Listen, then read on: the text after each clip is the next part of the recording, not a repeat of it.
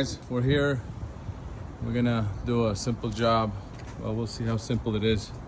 But it's a box truck, 26 footer. We got graffiti on it. Graffiti in the back.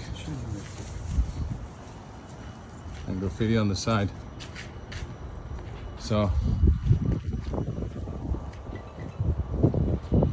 show you the paint we got. It's a Rust-Oleum High Gloss Enamel.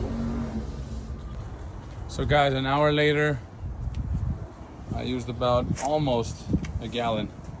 This is supposed to cover 440 square foot. This is about 250. I didn't go all the way because you gotta put the red and white tapes on here, the safety DOT tapes. I gotta spray this aluminum. But pretty much here it is. This took about an hour, $65 of paint.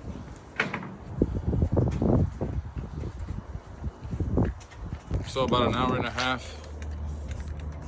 We're doing the rails now. Here you go. Voila. I'm gonna paint these rails right now. Final version.